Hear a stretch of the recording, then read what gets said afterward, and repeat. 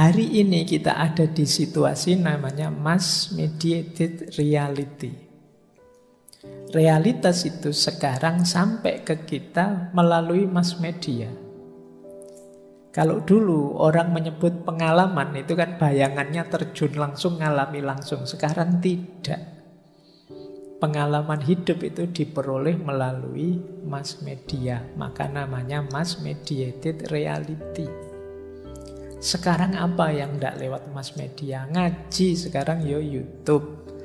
Para ustadz, para ulama, para kiai ya punya channel sendiri-sendiri.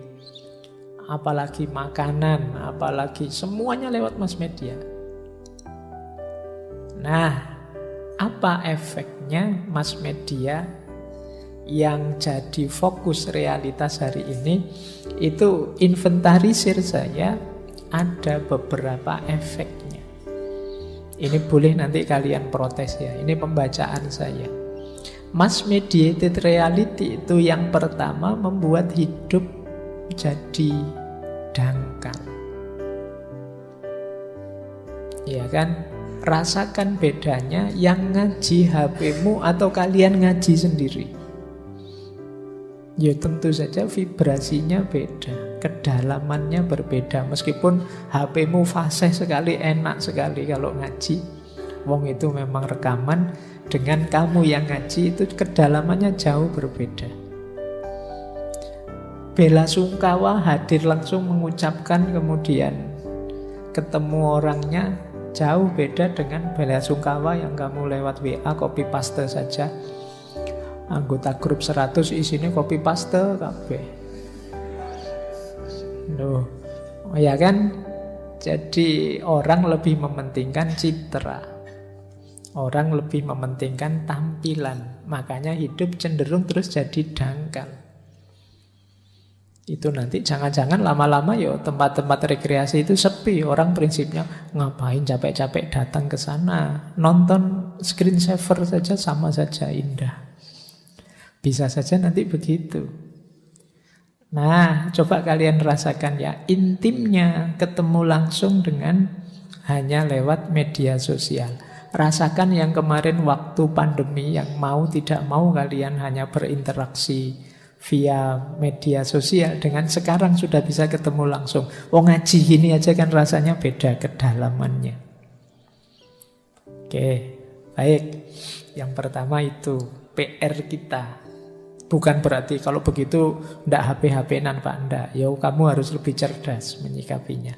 Yang kedua, hari ini itu noisy, riuh. Kenapa? Orang semua ingin menunjukkan dirinya. Karena citra dianggap lebih penting daripada kenyataannya. Jadinya ruamenya luar biasa. Kamu boleh ngitung kamu punya berapa grup di HP-mu, kemudian berapa ratus WA yang tampil di HP-mu hari ini, terus kamu hitung mana yang penting, mana yang tidak. Dari ratusan postingan itu berapa yang penting? Kadang-kadang kan kamu buka TikTok itu kan, kalau pas bagian serius kamu skip, bagian dagelan lucu-lucu kamu tengok, nanti bagian apa kamu tengok. Wow ini ilmu loh, nanti saja, nanti yang lucu-lucu. Jadi rame, riuh, entah berapa ribu, berapa juta tiap hari postingan. Tapi berapa persen dari semua itu yang berbobot meningkatkan kualitas hidup kita? Yang ketiga, kita ini sering kegemukan informasi. Ini jangan dikira nyaman. Informasi itu sebenarnya kita butuh cukup saja. Terlalu banyak informasi, kita akan terdistraksi kemana-mana. Hal-hal tidak penting merepotkan kepala kita. Karena terlalu banyak informasi.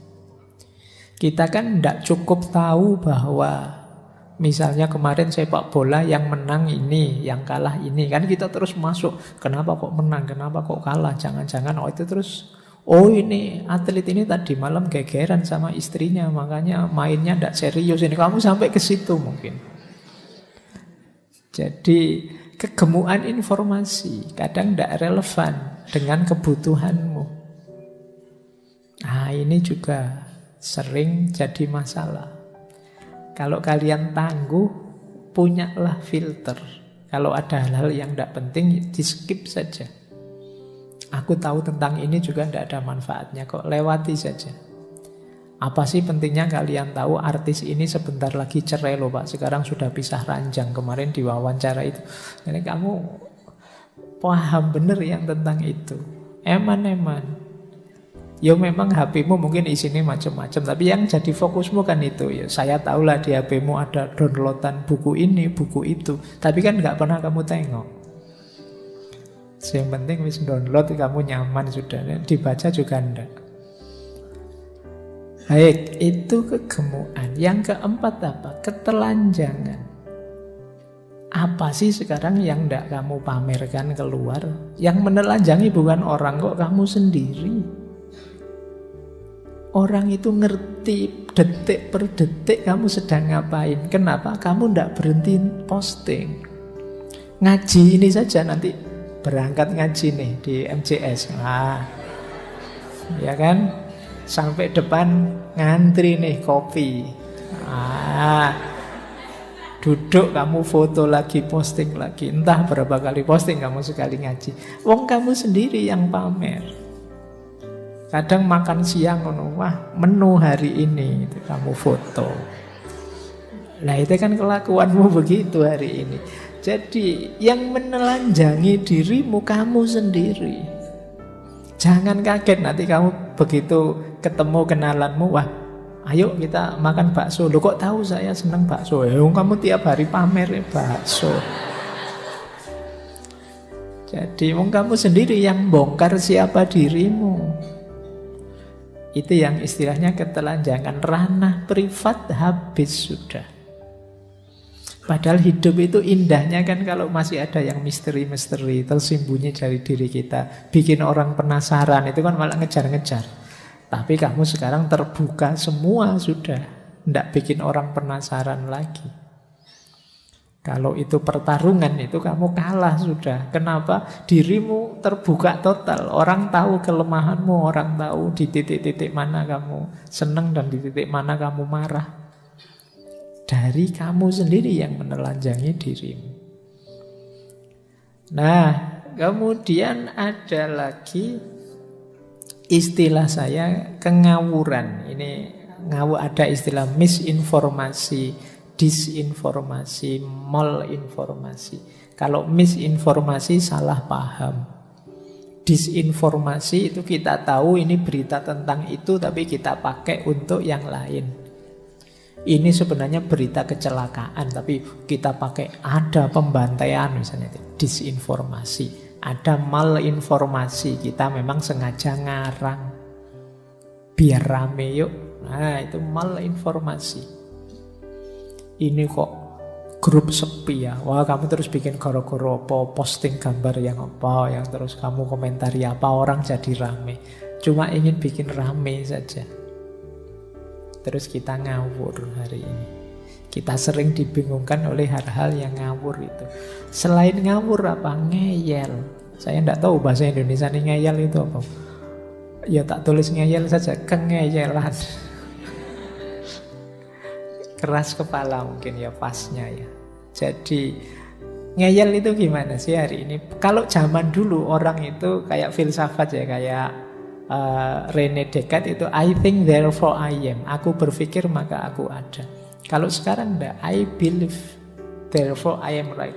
Pokoknya kalau aku yakin benar ya benar wis pokoknya. Wis kamu dikritik enggak bisa sudah.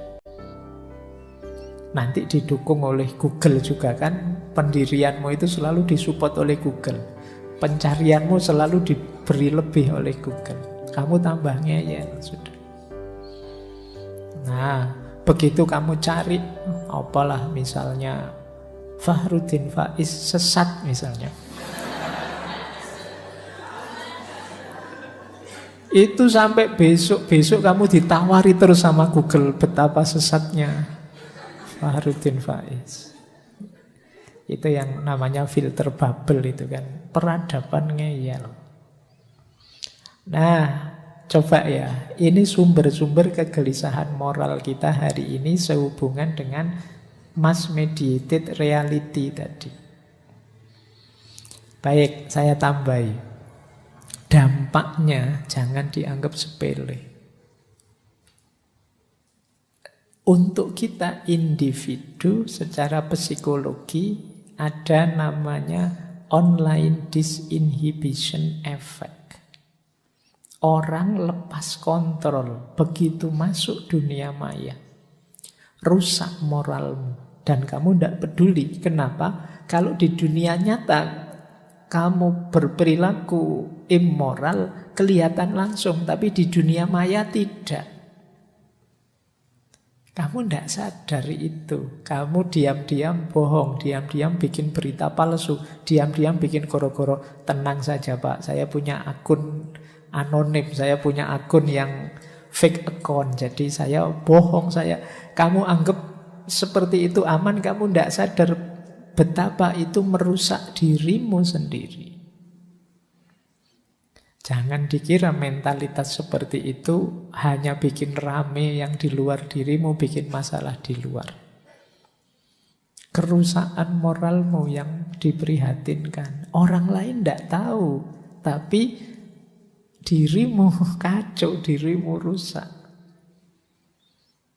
Jadi kalian bikin berita bohong, komen yang ngaco, merusak, menghancurkan reputasinya orang, dan kalian seneng-seneng saja dengan itu. Lumayan rame, padahal saya tadi bohong loh, sekarang rame, asik ini.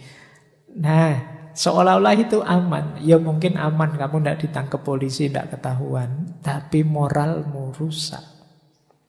Ini kalau masif tadi ya, hubungannya dengan generasi. Bagaimana nanti bangunan moral generasi yang akan datang. Yang kedua, ada fear of missing out. Ini orang sering pakai istilah FOMO. Takut kalau tidak eksis. Akhirnya kamu memaksakan diri harus tampil terus di dunia maya, harus tampil terus, posting apa saja. Ini namanya fear of missing out. Tidak penting pun, yang penting kamu tampil. Akhirnya ada orang share apa, kamu lanjutkan, kamu share lagi. Ada orang ngirim apa, kamu tidak paham. Ini ngirim apa tuh kok sulit, alah kok apik, tak share lagi aja. Padahal mungkin kamu tidak sadar itu. Banyak hal yang mungkin merusak di situ, banyak hal yang membingungkan orang. Yang penting kamu tampil. Kalian kan gelisah kalau grupmu sepi. Grup ini kok sepi banget ya, terus meme-nya banyak tentang grup yang sepi itu. Seolah-olah kalau sepi berarti kamu tidak ada. Kalian ingin tampil terus, eksis terus. Kadang-kadang kalau ada teman sakit atau ada anggota grup yang keluarganya meninggal, itu kan yo perlombaan innalillahi, perlombaan bela sungkawa. Tidak cukup satu orang, kami semua dari grup ini mengucapkan, tidak semuanya. Akhirnya terpaksa kita harus menghapusi satu-satu postingan karena penuh kuotanya. Jadi itu fear of missing out. Seolah-olah kalau belum tampil, belum ada. Makanya kalian setiap kali posting kan bolak-balik kamu tengok kira-kira yang sudah melihat berapa, yang sudah nge-like berapa ya. Semakin banyak yang nge-like, semakin banyak yang ngelihat, kamu merasa semakin eksis. Jadi kamu eksis atau tidak, kamu ukur sejauh mana postinganmu viral. Ini saya posting sejak kemarin, yang like kok cuma 2 saja. Itu pun yang satu akunku sendiri, yang satunya iya, itu kamu gelisah mesti ya, karena khawatir jangan-jangan aku sudah tidak dipedulikan orang lagi. FOMO, fear of missing out. Yang ketiga, kamu lebih peduli citra daripada esensi. Kamu lebih senang kelihatannya daripada aslinya. Itu kan yang membuat kalau kamu foto itu filternya bisa 3-4 kali. Kamu nyari foto yang bisa membuatmu seganteng mungkin. Itu pun sekali foto kamu ambil 20-30 kali, kamu pilih satu yang menurutmu paling pas. Citra lebih kamu utamakan daripada keaslian.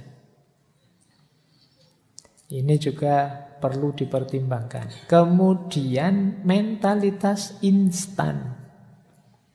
Apa-apa ingin segera, ingin langsung. Kalau ini boleh nanti teman-teman mendengarkan sesi ngaji Paul Virilio tentang dromologi. Bagaimana masyarakat hari ini tuh apa-apa ingin cepat. Tidak sabar menunggu proses.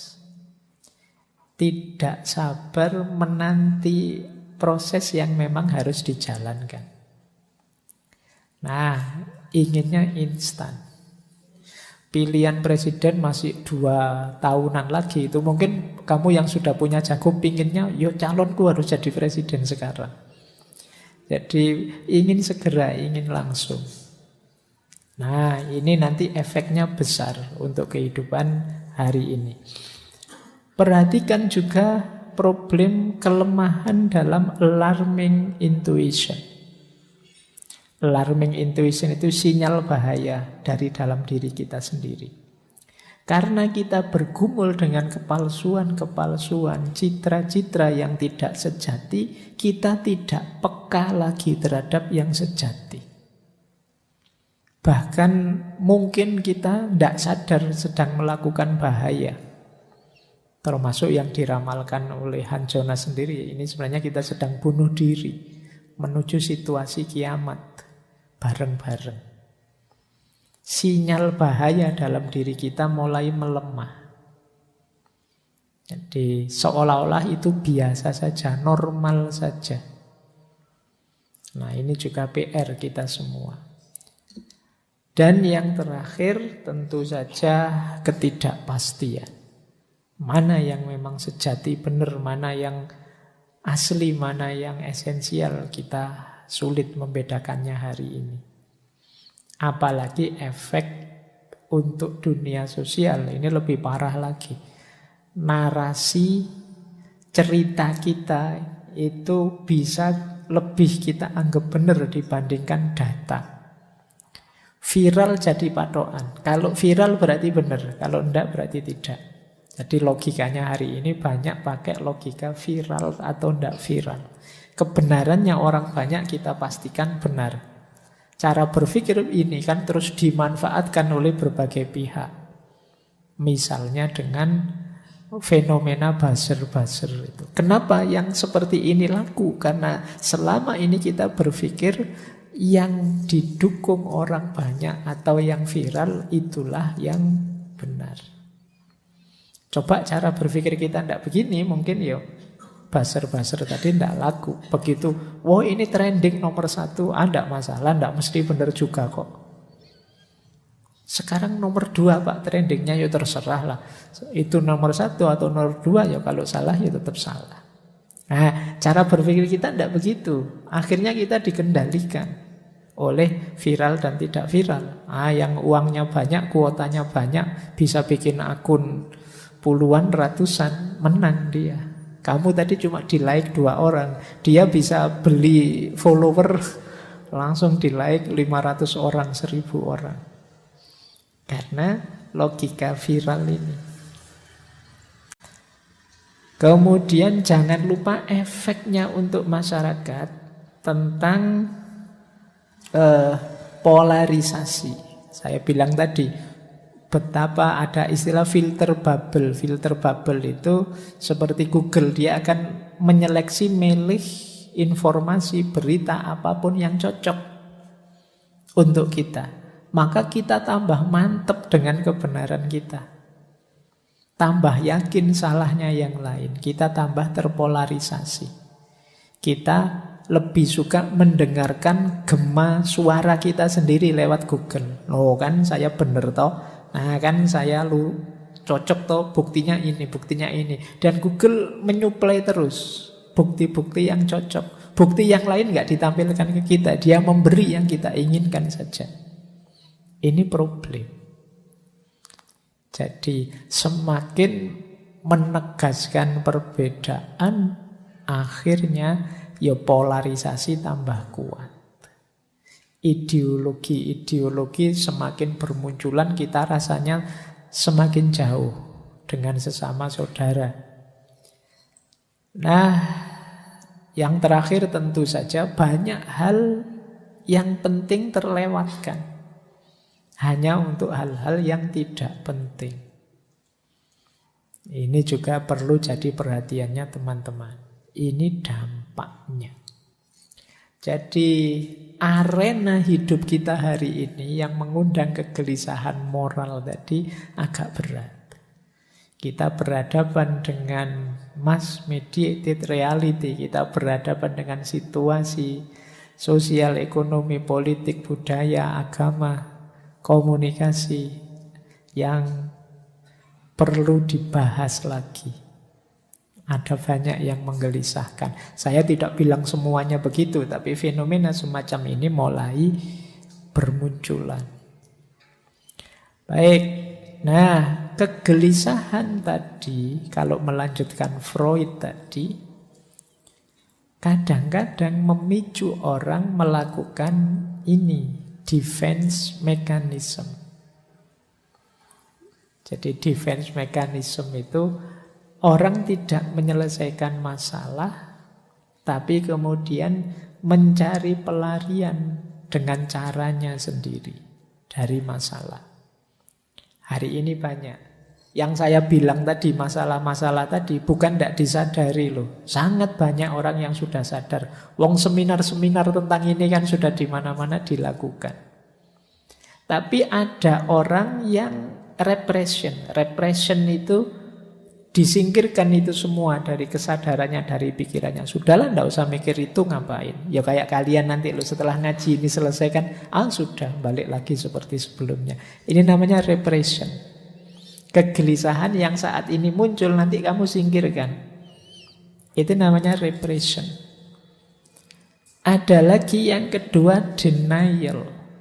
Denial itu orang menyangkal, enggak begitu. Yo ada yang begitu, tapi yo enggak semuanya lah. Enggak begitu-begitu amat lah. Denial, menyangkal. Ini juga cara defense mechanism.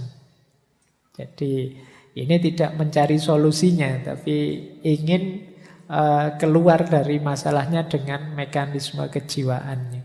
Ada lagi yang reaction formation. Reaction formation itu melakukan perilaku yang berlawanan.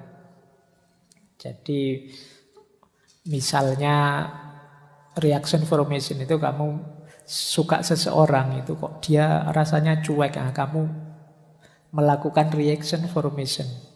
Kayak kamu benci padahal kamu senang. Tiap hari dikritiki, terus tiap hari dipermasalahkan, terus itu sebenarnya menunjukkan kamu perhatian, kamu senang. Ini namanya reaction formation. Nah, berhadapan dengan problem-problem yang saya jelaskan di atas, reaction formation itu yaitu tadi menunjukkan perilaku yang sebaliknya. Harusnya senang menampakkan benci, harusnya benci yang ditampakkan senangnya. Ini juga sering jadi pelarian. Ada juga yang pakai defense mekanismenya projection. Projection itu mengatributkan sesuatu pada orang lain. Jadi aslinya sih kamu tertarik pada orang itu, tapi terus karena dia nolak terus kamu sebut, itu orangnya tidak baik kok orang itu. Nah, jadi aslinya kamunya. Kayak kemarin saya bilang itu, saya lupa di sesi sebelumnya ya. Ketika ada sesuatu yang kamu ingin raih dan tidak berhasil, kamu sebut sesuatu itu sebagai tidak menarik. Nah, mungkin juga kritik-kritik terhadap dunia sosial, terhadap dunia media sosial juga itu kamu melakukan projection semacam ini. Jadi kamu labelkan keluar. Iya sih, saya tidak bisa berhenti bermain medsos, tapi medsos saya itu medsos yang penuh manfaat loh Pak. Nah, alasanmu begitu. Wong saya tidur aja HP saya ngaji loh Pak. Solawatan loh Pak. Kamu alasanmu kamu. Jadi kamu tahu sebenarnya kamu itu tidak banyak melakukan yang buruk-buruk, tapi kamu proyeksikan ke lain bahwa tidak juga, saya juga melakukan yang baik-baik juga kok. Ya biar aja HP-mu yang nanti masuk surga duluan. Terus displacement. Displacement itu mengalihkan dorongan pada yang lebih lemah. Ini displacement. Saya pingin sih Pak untuk menyelesaikan problem saya, tidak terikat HP, saya medsosan yang baik-baik saja. Tapi kan tugasnya pemerintah Pak itu untuk blokir-blokir untuk itu. Ya, saya tinggal jalan saja. Ini namanya displacement. Ada sasaran tembak yang mudah, yang membuatmu jadinya tidak bertanggung jawab. Ya salahnya sendiri Pak. Harusnya kalau tidak boleh ya diblokir saja. Kalau masih ada ya saya main. Nah, ini namanya displacement nantinya. Kamu melarikan diri dari problemmu. Ada lagi regression. Kalau regression ini mundur sebentar. Ya sudahlah Pak, saya tidak main HP lagi, tidak main itu lagi. Tapi yo untuk komunikasi kan tetap Pak. Nah, nanti biasanya kalau sudah begitu balik lagi. Awalnya sih niatnya komunikasi. Nah, itu saya tidak main aneh-aneh lagi, pokoknya HP itu. Itu biasanya tidak bertahan setengah hari. Begitu ada iklan FYP, kamu sudah gatel, ingin buka sudah. Nah, itu namanya regression. Ada lagi sublimation. Sublimation itu mengalihkan. Jadi, wah, saya gantilah. Biar tidak asik main HP terus, tak ganti sepedaan lah. Tak ganti berkebun lah. Tak ganti apalagi berternak lah. Semoga lah macam ini namanya disublimasi. Kayak kemarin waktu pandemi kan kalian aktivitasnya kurang, diganti apa saja untuk ngisi waktunya. Biasanya ya tidak tahan lama juga. Wong ini defense mekanisme melarikan diri dari masalah sebentar. Dan yang terakhir ada rationalization. Rationalization itu ya kamu mencari argumen-argumen untuk membenarkan sebenarnya kamu itu salah. Kita kan sering pakai argumen, oh yang kayak begitu kan manusiawi Pak. Manusia itu memang begitu Pak. Nah, jangan lupa manusia itu fitrahnya lengkap. Jadi fa'alhamaha fujuroha wa taqwaha. Manusia itu mau takwa bisa, mau fujur bisa. Jadi kalau sekedar yang alami dari manusia, kadang-kadang yang alami itu juga banyak yang negatif. Jadi kita itu punya sisi negatif, juga punya sisi positif sebagai manusia. Baik. Nah, ini defense mekanismenya. Oke. Jadi itu problem-problem kita. Saya tidak tahu teman-teman seperti apa menanggapi masalah-masalah peradaban hari ini, kegelisahan-kegelisahan moral yang saya jelaskan tadi.